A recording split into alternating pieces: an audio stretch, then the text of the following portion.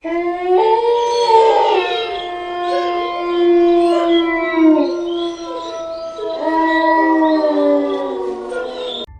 वालेकुम लिसनर्स, क्या हाल है आप सबका। Welcome to my channel.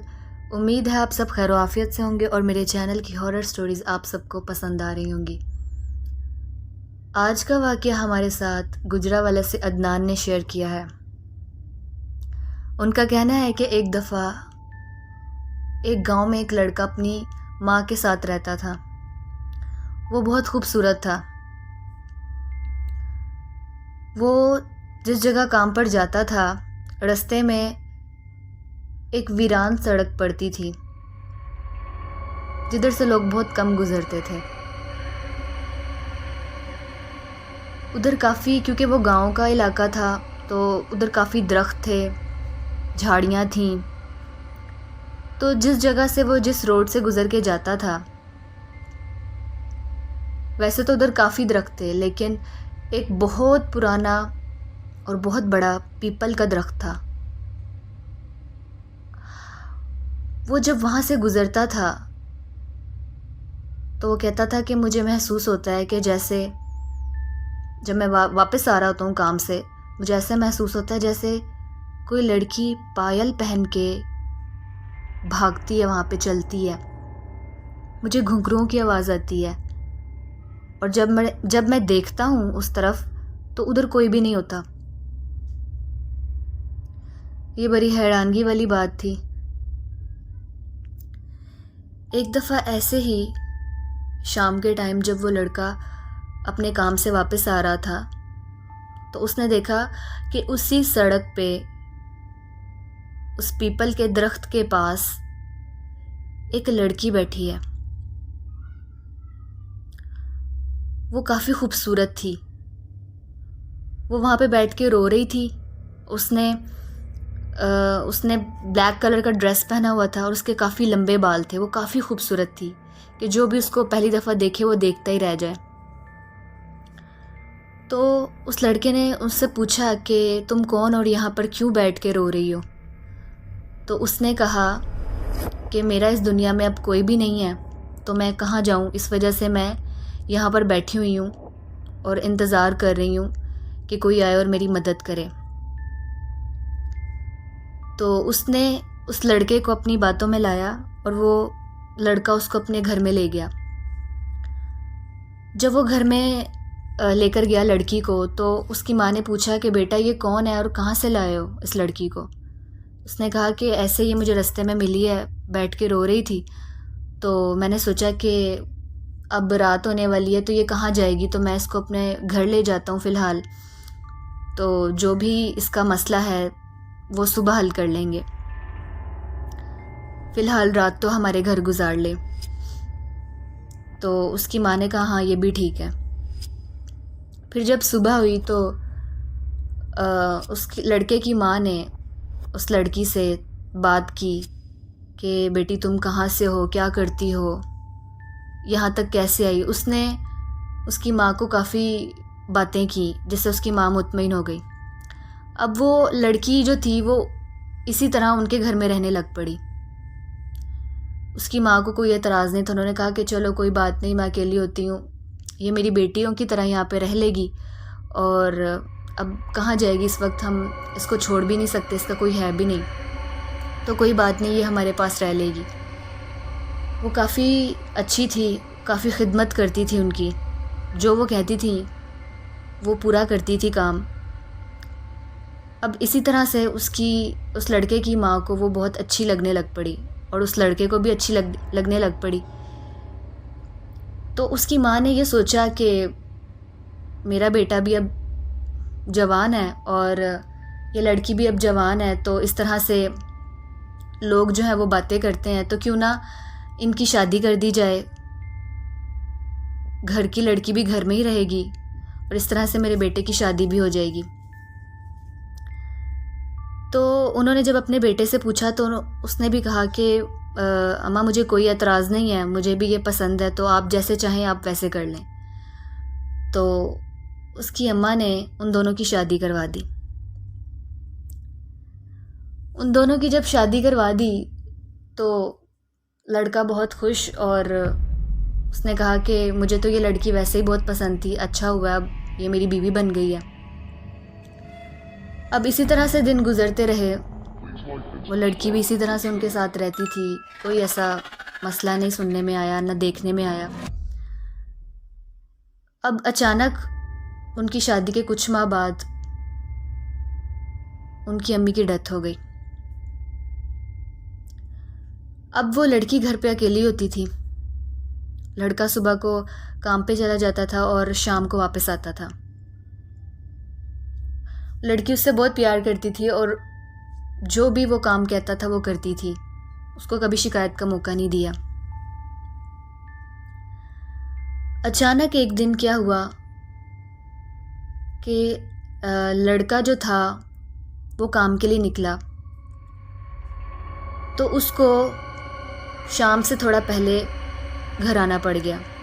May be उसका काम जल्दी हो गया होगा या कोई और रीज़न होगा, लेकिन वो शाम से थोड़ा पहले घर आ गया। दरवाज़ा खुला हुआ था तो वो ऐसे ही अंदर आ गया। अब जब जैसे ही उसने उस लड़की को आवाज़ देना चाही तो उसकी नज़र उस जगह पे पड़ी जहाँ पे वो लोग अपना खाना वगैरह बनाते थे। क्योंकि काफ़ी पुराने वक्त की बात है और है भी ये गांव की स्टोरी, तो गांव में आपको पता है कि बाज़ जगह गैस होती है और बाज़ जगह नहीं होती। तो गांव के लोग अक्सर लकड़ियां जला लेते हैं या उन्होंने मिट्टी के चूल्हे बनाए होते हैं। तो इसी तरह से एक मिट्टी का चूल्हा बना हुआ था जिसमें लकड़ियों की बजाय उस लड़की ने अपने पाँव रखे हुए थे और उसके ऊपर जो तवा था उसके ऊपर वो रोटियां बना रही थी। जब लड़के ने ये मंजर देखा तो पहले तो उसका सर चकरा गया कि ये क्या मंजर है। एक इंसान के लिए तो ये मुमकिन ही नहीं है कि वो आग के अंदर अपने पाँव दे, वो जल नहीं जाएगा, ये कोई और ही मखलूक है। तो जब उसने ये मंजर देखा वो काफ़ी घबरा गया, उसकी आवाज़ भी नहीं निकल रही थी उस वक्त, वो चुप कर गया और इसी तरह से वो बाहर निकल गया, घबरा के बाहर निकल गया। अब जब वो बाहर गया तो उसने सोचा कि घर तो मुझे जाना ही पड़ेगा, तो मैं हिम्मत करके जाता हूँ और देखता हूँ कि क्या बनता है, और मैं उससे पूछता हूँ कि तुम क्या चीज़ हो, तुम कौन सी मखलूक हो और तुम्हारा क्या मकसद है, तुम किस मकसद से हम इंसानों में रह रही हो। तो जब वो घर गया उसने दरवाज़ा नॉक किया, उसने दरवाज़ा खोला और वो अंदर आ गए। उससे काफ़ी घबराहट महसूस कर रहा था उस लड़की से, क्योंकि अब उसको पता था कि ये मेरी बीवी तो है लेकिन ये कोई और ही मखलूक है। मैं तो इसे इंसान समझता था लेकिन ये कुछ और ही निकली है। अब उसने रात के टाइम उससे पूछा कि मैं तुमसे कुछ पूछना चाहता हूँ, तुम उस बात का मुझे सच सच जवाब देना। उसने कहा हाँ पूछो। उसने कहा कि मैंने आज एक मंज़र देखा है, मुझे ऐसे लग रहा है कि तुम इंसान नहीं हो, तुम कुछ और ही मखलूक हो, क्योंकि जो मैंने तुम्हें करते देखा है वो इंसान नहीं कर सकता। तुम चूल्हे के अंदर अपने पाँव रख कर बैठी हुई थी और रोटियां पका रही थी। ये देखकर उस वक्त तो मैं डर गया और चला गया था घर से, लेकिन अब मैं तुमसे पूछ रहा हूँ, तुम मुझे बताओ कि सच क्या है और तुम किस मकसद से हमारे घर में आके रह रही हो। उसने कहा हाँ बिल्कुल ठीक पहचाना है तुमने, मैं इंसान नहीं हूँ, मैं एक डायन हूँ, जो मैं उस दरख्त पे मेरा बसेरा है, उस पीपल के दरख्त पे जहाँ से तुम रोज़ अपने काम के लिए गुज़रते हो।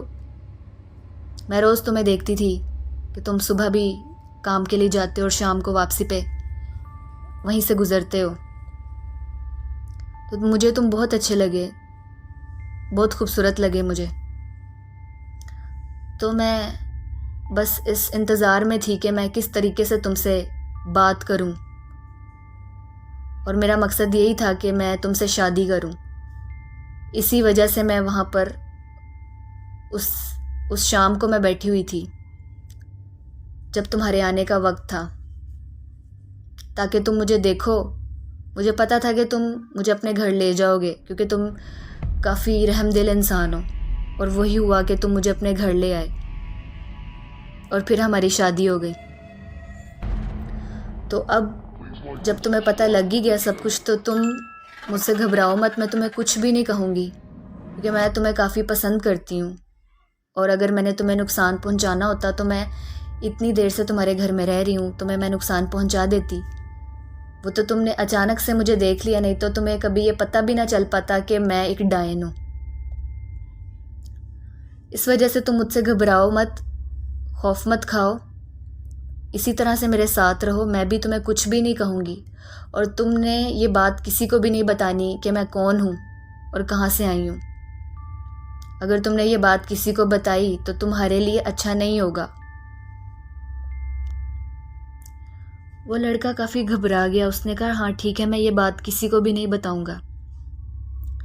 लेकिन वो जो लड़का था, उसे ये चीज़ अजीब लग रही थी कि मैं जिस घर में रहता हूँ, जो मेरी बीवी है, वो एक इंसान नहीं है, वो एक डायन है। वो अंदर से काफ़ी खौफ खा रहा था, काफ़ी घबरा रहा था। उसने सोचा कि इस चीज़ का कोई हल निकाला जाए।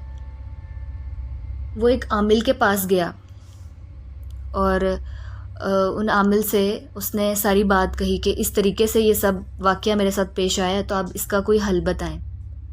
हालांकि उस डायन ने उसको मना किया था कि तुमने ये बात किसी को भी नहीं बतानी, लेकिन वो उस आमिल के पास गया और सब कुछ बता दिया। उस आमिल ने कहा कि ठीक है, मैं तुम्हारे साथ तुम्हारे घर चलता हूँ और देखता हूँ कि वो क्या चीज़ है। वो आमिल जो था उस लड़के के साथ जब रात के वक्त उसके घर में गया, उस लड़के के घर में गया, तो उसने देखा कि वो जो डायन थी वो दूसरी तरफ मुंह करके बैठी थी और अपने बाल संवार रही थी। उस आमिल ने उसके बालों से उसको पकड़ लिया और उस पर जो वज़ाइफ और जो भी उस वक्त पढ़ते हैं वो दम कर दिया उस पर वज़ाइफ पढ़ के, और उस पर उसको काबू कर लिया। तो वो चीख रही थी और कह रही थी कि मुझे छोड़ दो, वरना तुम्हारे लिए अच्छा नहीं होगा।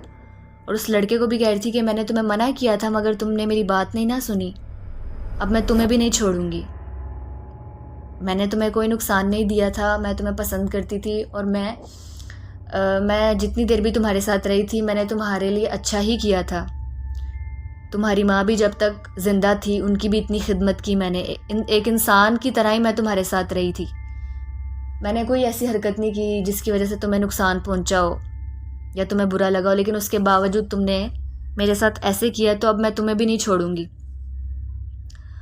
उस आमिल ने उसको नहीं छोड़ा, बल्कि उसको वज़ाइफ और दम दरूद की मदद से, जो उस वक्त वो पढ़े थे, उसको एक शीशी में उसको कैद कर दिया, एक शीशी में कैद कर दिया। और उसके बाद जो है उस आमिल ने कहा कि इसको मैंने कैद तो कर दिया है, अब करना यूँ है कि कब्रिस्तान में एक कब्र खोदनी पड़ेगी जिसके अंदर ये शीशी हम रखेंगे, और मैं वहाँ पर कील ठोक दूंगा ताकि ये कभी भी उस कब्र से बाहर ना निकल सके।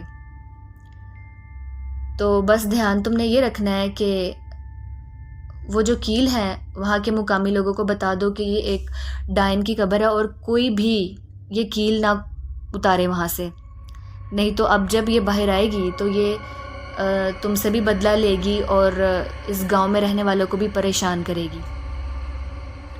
उसके बाद ऐसे ही किया गया, एक कब्र खोदी गई, उसके अंदर वो शीशी रख दी गई और उस कब्र को कील लगाए गए बाकायदा वज़ाइफ पढ़ के। और उसके बाद जो है वो कहते हैं कि आज तक उस डायन की कब्र उस कब्रिस्तान में है और वहाँ पर कोई भी नहीं जाता। वहाँ के लोगों का कहना है कि अक्सर वो जब उस कब्र के आसपास वाले जो रास्ते हैं वहाँ से गुज़रते हैं तो उनको रात के टाइम बहुत भयानक चीखों की आवाज़ आती है अक्सर, और वो ये कहती है कि मुझे एक दफ़ा इस कब्र से बाहर निकालो, फिर मैं तुम सबको बताऊंगी। तो ये था उनका वो खौफनाक वाक़या जो उन्होंने हम सब के साथ शेयर किया है। आप सबको कैसा लगा कमेंट सेक्शन में लाजमी बताएं। अगर आप लोग भी इस तरह की कोई कहानी मेरे साथ शेयर करना चाहते हैं तो मेरे ईमेल आईडी पे कर सकते हैं जो कि डिस्क्रिप्शन बॉक्स में है। वीडियो अच्छी लगी हो तो लाइक करें, शेयर करें, चैनल को लाजमी सब्सक्राइब करें। इस तरह के मज़ीद खौफनाक वाक़यात सुनने के लिए जुड़े रहिए मेरे चैनल के साथ। वेट करें मेरी नेक्स्ट स्टोरी का। तब तक के लिए अल्लाह हाफ़िज़।